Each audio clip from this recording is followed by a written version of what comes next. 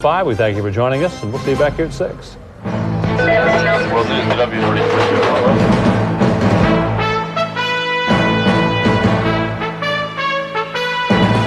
From ABC News World Headquarters in New York, this is World News Tonight with Peter Jennings. Good evening. We begin tonight with the waste and the wreckage that Hurricane George has brought to the Caribbean. Last night, at this time, George was taking its last shots at the Dominican Republic. Today, George raked across Haiti. And tonight, though in a somewhat weakened condition, it is having a go at Cuba. Next stop, the Florida Keys. We know of almost 40 people killed so far. And the director of the Federal Emergency Management Agency says this may become the most powerful storm to hit the Keys since the 1930s. Our storm report begins with ABC's Jim Williams. Key West is getting ready. Sandbagging, boarding it up, and getting them out. Attention, attention, Key West Police Department. We have mandatory evacuation.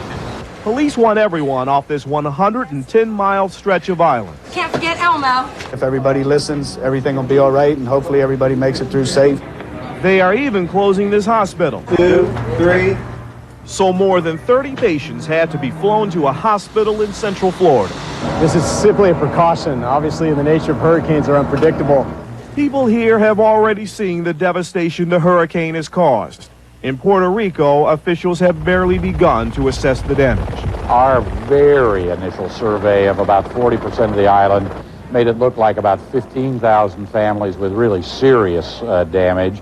But what frightens us, of course, is the 60% of the island we haven't gotten to or haven't heard from yet. Communities in low-lying coastal areas have been especially hard hit. Thousands of homes destroyed. There is still virtually no electricity on the island and no estimate when it will be restored. Vacationers trying to leave are out of luck. Most flights are full or canceled. The Dominican Republic and Haiti were struck next.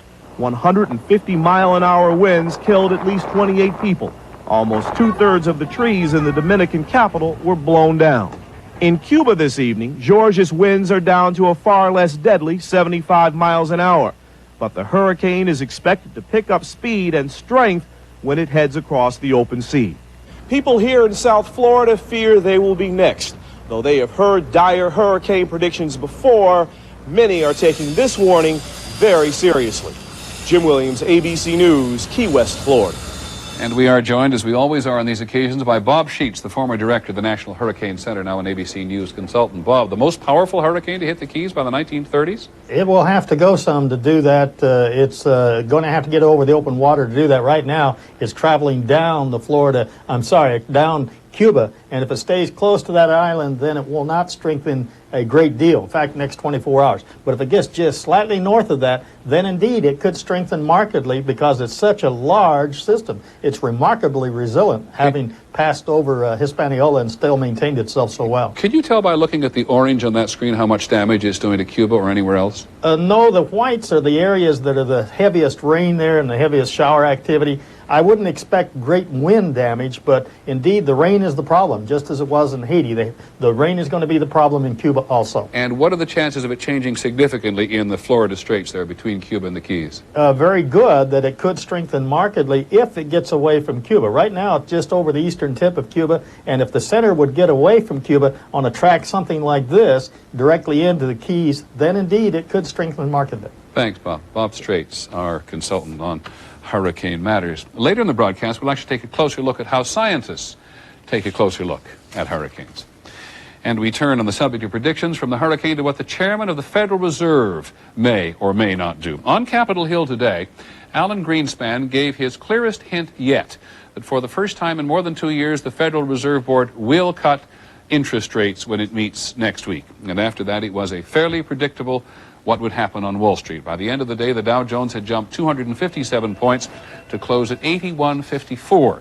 On the NASDAQ market, stocks gained 62 points. With what all that means, here is ABC's Bob Jamieson. Alan Greenspan's words moved the market even before he delivered them. Stock prices jumped 40 points when advance news reached Wall Street. He is ready to stimulate the economy by cutting interest rates. Senator, I haven't changed Greenspan told the Senate Banking Committee the U.S. economy was now more seriously threatened by the economic clouds in Asia and elsewhere. And we are beginning to feel the raindrops, if I may put it that way.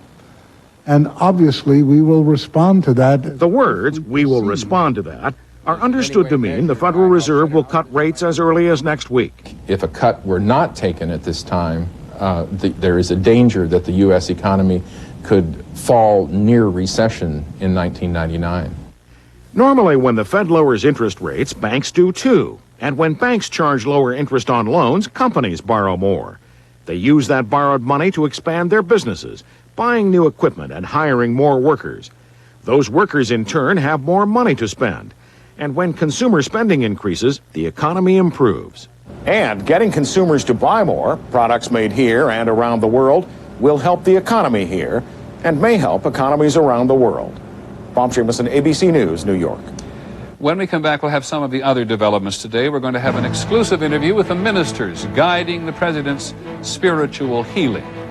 And the dark side of the night shift, one of the more difficult ways to work. This is World News Tonight with Peter Jennings. Brought to you by Just for Men. Want to color your gray beard or mustache and get a natural look? It's easy with Just for Men Gel. You look so natural, no one can tell with Just for Men Gel. No one can tell with Just for Men Gel. It's not regular hair coloring, it's specially made to penetrate that coarse, hard to color gray. Simply brush in and in 5 minutes, rinse. Now gray is gone, matched up to the rest of your hair. You look so natural, no one can tell with Just for Men Gel. I got a letter back from Quaker. You wrote to Quaker. Told them Quaker toasted oatmeal ought to be called Quaker tasty oatmeal. It's oatmeal, it's toasted. To me, that says tasty. Well, then they should call it that. Quaker toasted oatmeal. Crisp oatmeal flakes with honey-sweetened oat clusters. Well, they thanked me for my interest, but said product will remain Quaker toasted oatmeal. What a shock. Quaker tasty, toasted oatmeal. Your other oatmeal. And now, Quaker Honey Nut Toasted Oatmeal has 20% more almonds. Ooh, yum. Now at Boston Market, home of the chicken America loves, you can start earning up to $100 off your TWA travel, courtesy of Boston Market and Coca-Cola. So come in today and start earning great savings on your next vacation, only at Boston Market. In Washington today, whatever the Republicans decide about President Clinton, they will decide because they're in charge. Congressional Democrats are pushing to get it over with soon. Democratic leader in the House, Congressman Dick Gephardt, says the House should be able to decide about impeaching President Clinton within 30 days. However, the Republican Speaker of the House, Newt Gingrich, says it will take as long as it takes. And he says there should be no talk of a possible deal to save the president's job until the House has completed its investigation. Last week, we introduced you to two ministers who've agreed to work with Mr. Clinton in intensely personal sessions to, as he put it, hold him accountable for his behavior. Their work has already begun. And in this exclusive interview with our religion editor, Peggy Waymeyer, they talk about it. These are the two men who've been charged with the job of repairing the president's soul. I am concerned about a man whose soul is in mortal danger. That's where I have to focus my attention. These are the two men the president telephoned on Labor Day to ask if they would hold him accountable for his behavior. You have about 30 seconds to discern the genuineness in a voice. And God help you if you hang up on a genuinely broken person. Soon after, Tony Campolo and Gordon MacDonald met with the president in the White House. In fact, MacDonald spent the night there, the evening before the breakfast, where Clinton confessed he had sinned. The night before, I spent several hours with a deeply broken man, a deeply sorrowful man. I don't think there is a fancy way to say that I have sinned. We have a specific purpose. When we go to the White House, we don't talk politics. We don't make suggestions to him how he can increase his ratings in the polls. We talk about this man and his personal walk with God. And about sin. Now, all sin is addictive. But whether you look at any 12-step program, all of them say the crucial point is when you realize you can't help yourself and you have to turn to a higher power. They meet with the president regularly. This is not, we just wait around, wait for the phone to ring. Either one of us at any given time are calling the White House, and we know who the people are to call, and we simply say, I'm coming on Friday, I want to see him. And almost every time, the time is wedged back, and we see him. When we're down there with the president, we're not just going to walk in and do a 15-minute, how you doing, here's a verse of scripture, a verse a day will keep the devil away. We won't let him off that easily. Have you confronted him? Oh, absolutely. You mean you're not just holding his hand and praying for him and helping him feel good? We have gone to the bottom with this man.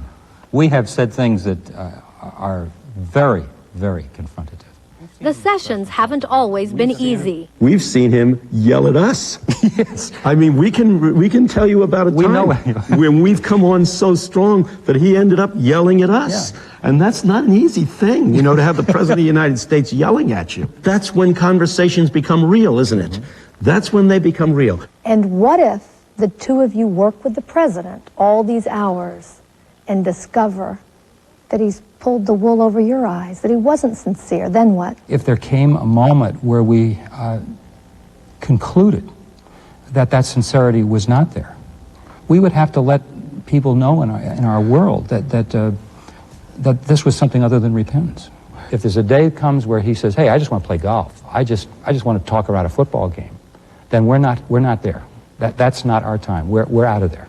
As for what happens to the president's political life, both men have an opinion, but neither is willing to discuss it. They say the American people are the ones who must decide. And I hope they do the right thing, and I pray that they do the right thing. My job is to make sure that and pray that the president does the right thing. Peggy Waymeyer, ABC News. Fascinating. Peggy, we'll have more on these two men and the president's pursuit of spiritual healing later this evening on 2020 Wednesday.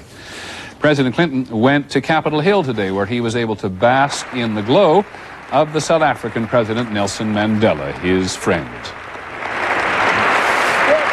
Mr. Mandela was there to receive the Congressional Gold Medal, the highest civilian honor the country gives. He said that his only regret in life is that he never became the heavyweight boxing champion of the world. Today he did say he felt like a champion. There was the clearest signal in a long time today that the United States and other members of the NATO alliance may launch military strikes against Serb forces in the former Yugoslavia. The UN Security Council voted to consider further action if the Serbs don't lay off ethnic Albanians in Kosovo. The thought of action stronger than the words. More than 250,000 people have now been turned into refugees because of the Serb onslaught. When we come back, the night shift, on the job and out of sync with the rest of the world. Honey, is there any of that chicken cacciatore left? Look in the freezer. Hefty One Zip with the hefty slider that clicks closed for freshness. Hefty One Zip, the hefty duty food bag. Hefty One Zip with the hefty slider that clicks closed for freshness. The little guy's got spunk. Hefty One Zip, the hefty duty food bag. 1 Minute Maalox. In hospital pharmacies, they work fast. They dispense medicines that work fast. And for heartburn, the #1 choice of hospital pharmacies is 1 Minute Maalox, not Pepcid AC. Maalox goes to work on stomach acid in 1 minute. Pepcid AC could take over 45 minutes to affect acid. Hospital pharmacies count on the speed of 1 Minute Maalox. Shouldn't you? The #1 choice of hospital pharmacies. It's not Pepcid AC, it's 1 Minute Maalox.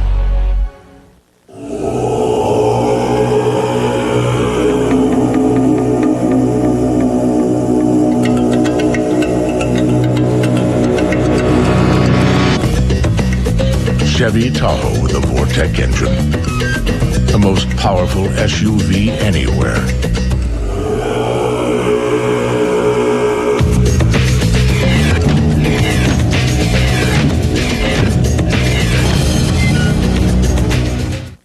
Since you and my little girl are moving away, there's one thing you need to know. 10-10-3-2-1. You think she'll call her mother a lot? Yes, and hopefully her father, too. But you'll be glad that 10-10-3-2-1 saves you big time on your phone bill. Will they talk long? That's the beauty part. It doesn't matter. 10-10-3-2-1 saves you 50% on every call over 20 minutes. 50%, that's big. That's huge. So those half-hour talks with her mom are going to cost you a lot less. Dad, are you giving away the family secrets? I gave him the best one I have. Dial 1010-321 to save. Now to our series on the way we work. Last night it was about freelancers, people who work on their own. Today it is the time we work. You know that 1 in 5 workers in America is a shift worker, someone not doing 9 to 5. Of those, nearly 6 million people work the hardest shift of all, and that's the night shift. And it often means messing up the kids' schedule so that everyone can have a life. Here's ABC's Betsy Stark. Human beings are not biologically designed to work by night and sleep by day, but millions do it anyway. You have fun tonight, okay? Sandy Ray is a night worker, not because she wants to be, but because the best job she can get happens to begin around dinner time. You do what you gotta do. That's what my motto is. Mama does what mama's gotta do. Right now, Mama is dropping baby Eric and 3-year-old Matthew off at a pioneering 24-hour childcare center where toddlers keep the kinds of hours teenagers do. The goal is to put the children on the same schedule as the parents. That means 3-year-olds are routinely up until midnight, so they'll sleep through the morning with their parents and be up with them in the afternoon.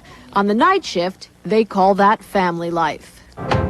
Night work does pay more. Here at Toyota, 5% more. At other companies, as much as 15% more. But most workers say they'd trade the bigger paycheck in a heartbeat. I've got a 9-year-old boy. I don't get to see a lot of him. If you could switch, would you? Oh, yes, definitely. We're working on that. Aside from the challenge of maintaining a normal family life, night shift workers are also at greater risk for health problems, such as heart disease, stomach ailments, and chronic sleep deprivation. Many suffer from the equivalent of perpetual jet lag. Just as their bodies adjust to night living, the weekend comes and they move back toward a daytime schedule. Is that okay? They are always bucking their biological clocks. We invent this world that runs 24 hours a day, and the machinery does, and the computers run enormously well in that environment. The efficiencies are there, but people are finding it very hard to cope. And what about the children? Parents we talk to say they do just fine as long as they stick to their routine here. But like their parents, pediatricians say they're at risk of not getting enough sleep if they change their patterns on the weekend. Back at the child care center after a long shift, Sandy Ray wakes her sleeping children. If she hurries, she'll get the boys back to bed, have a shower, and get to sleep all before daylight when the rest of the world begins to wake up. Betsy Stark, ABC News, Georgetown, Kentucky. Tomorrow, the skills you need to survive in the modern workplace. Some jobs you need a college degree just to answer the telephone. When we come back, what could possibly be good about a hurricane?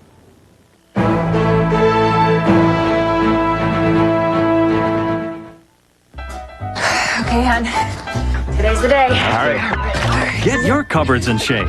Clean out the clutter. Pitch them.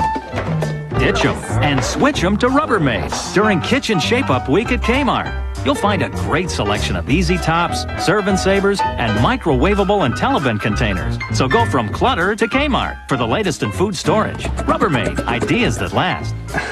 A little sore. Kmart, lowest sale prices every time, guaranteed. The U.S. Postal Service, with new automated systems from Lockheed Martin, is speeding the delivery of billions of pieces of mail and the occasional birthday present from Uncle Will.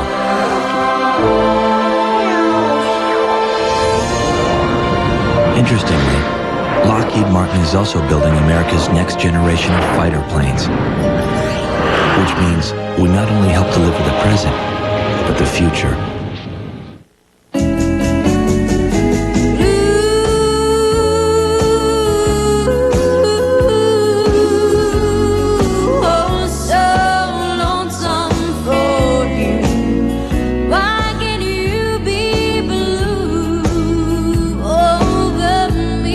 Savor the summer. Live Maine lobster, specially priced at $14.99. A warm reminder that at Red Lobster, the season isn't over. I can tell you about gratitude.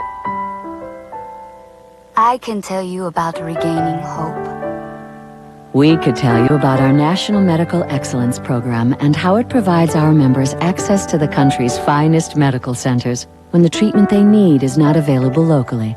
But they can do it so much better. I can tell you about never giving up. We're Aetna U.S. Healthcare, raising the quality of healthcare in America. A bunch of us here in Lafayette, Colorado, ate Quaker oatmeal for 30 days. It helped reduce my cholesterol 16 points. My bowling average is still a little lower than my cholesterol, but I'm working on it. Quaker oatmeal warms your heart and soul. We're going to take a closer look at a hurricane tonight. Those of us who have had the opportunity to fly with the U.S. Air Force Hurricane Hunters know that it's a never-to-be-forgotten experience. As you know, Hurricane George has been turning lives upside down through the Caribbean, and it's because we now have pretty sophisticated information that we know it's likely to arrive in Florida tomorrow night or Friday morning. This time, it was our correspondent Rebecca Chase's turn to fly. As the sun rises over Barbados, Air Force Reserve pilots trained to avoid storms prepare to fly right into the eye of Hurricane George.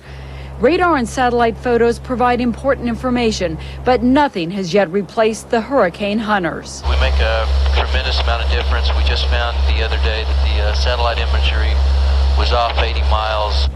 As we approach the eye, flying at 10,000 feet, the skies grow darker, the rain increases, and winds reach 120 miles per hour. Get them strapped in. All this could be a rough ride going today. The plane bounces around. Then all of a sudden, it is calm and the skies clear. It is incredibly bright and beautiful. We are in the eye of the hurricane. Holy cow, it's beautiful.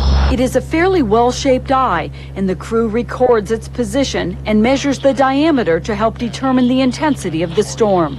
Once again, Nav, that was 32-mile diameter. I showed it as 33. In the back of the plane, Tech Sergeant Carrie Kennedy prepares to launch a drop sonde. It's got sensor in the end here that measures the temperature, pressure, humidity, and winds. Kennedy enters computer and radio frequencies in the tube. It's ready to launch. Empty, locked, and loaded. Thank you. Hit the button, and it's gone. As the tube drops, it immediately transmits data, and all of the measurements are continually sent by satellite to the National Hurricane Center in Miami. 020. Okay. As the eye starts to cross land, we can see the coast of the Dominican Republic below. On this trip, the hurricane hunters flew through the eye of George 4 times in a 5-hour period. Thousands of measurements were recorded and transmitted immediately by satellite. And some of the best observations come from just looking out the window. The weather officer can tell how fast the surface winds are blowing from the patterns on the water below. I think what we found is that George is definitely a well-organized storm. After 12 hours in the air, the hurricane hunters land. And tomorrow, they will do it all over again. Rebecca Chase, ABC News, Miami. Well, as terrifying as hurricanes can be, they are part of nature's cycle. Hurricane George is actually headed for a place that needs it, Florida Bay. Here's ABC's Bill Blakemore. For millions of years, hurricanes have been vital for the health of Florida Bay, this entire area west of the Florida Keys. It's only 6 or 8 feet deep, so sediment can quickly build up and choke off life. Hurricanes clean that out. And a lot of this water will flush out of the system by the normal route, and then some out this way and be carried away too. Hurricanes clean out bays and rivers along the entire Atlantic coast. They also distribute nutrients between shallow and deeper waters, necessary for feeding many kinds of sea life. A year or two after a hurricane, the fishing often improves dramatically in these areas that have been disturbed. On land, hurricanes are the main source of rain for many regions. They're also critical for repopulating areas where plants and animals have died out. Hurricanes actually blow in new ones. Finally, for the whole planet, hurricanes are a safety valve. They move excess summer heat up from the tropics, which keeps the north from being too cold. For nature, hurricanes are a necessity. Bill Blakemore, ABC News. A final thought when we come back. He has done it again and again.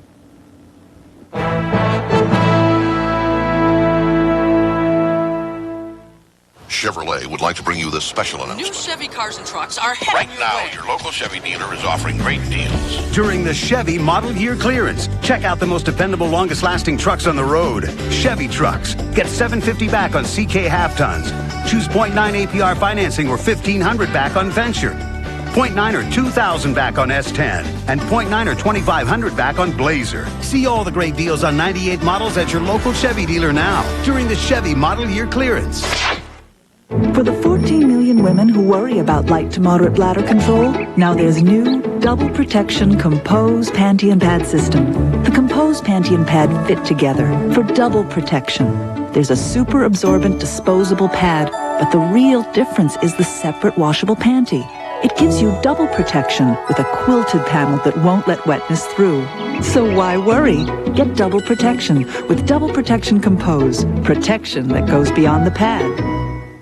Welcome to My Mailboxes, etc. You know, this may look like a regular mailbox, but let me tell you the secret. You get a street address, not just a P.O. box number. That means we can sign for your FedEx shipments and other packages. You get an entire support staff. Where else are you going to be able to call and check your mail? I mean, come on, who's going to do that for you? We'll also forward that mail anywhere in the world. Can your mailbox do that? You could win $50,000. Play What's in the Box, now at your neighborhood mailboxes, etc. On 2020 Tonight with Diane Sawyer and Sam Donaldson, Monica Lewinsky. Was she a victim or something else? Watch 2020 Tonight. And don't miss 2020 Sunday with Barbara Walters and Diane Sawyer. 2020 Sunday at 9, 8 Central. A brief review of our main story. Hurricane George plowed across Haiti today and is now pounding Cuba. Almost 40 people have been killed that we know of. Next stop, the Florida Keys, where they're trying to get ready. It could be the most powerful storm to hit the Keys since the 1930s if it gathers power again as it goes across the Florida Straits. Finally from us this evening, without further ado, Mr. Sammy Sosa. Swung on, belted deep toward right. Burnett's on the run toward the corner, looks up. He did it. It's out of here for 64.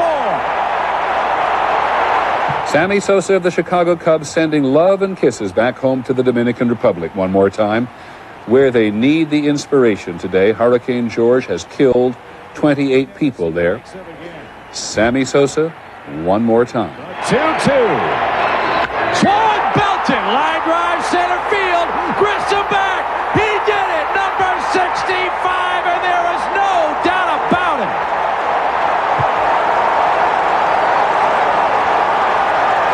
No doubt about it, he tied Mark McGwire with that one, and as we said, the Dominican Republic can use all the inspiration today. By the way, the Cubs lost it in the 9th, so the Mets live on. That is our report on World News Tonight. Don't forget 2020 later on. And then on Nightline later this evening, they're going to look at Pakistan and the partisan battle over impeachment in the Congress. I'm Peter Jennings. Have a good evening. Hope you'll be with us tomorrow night.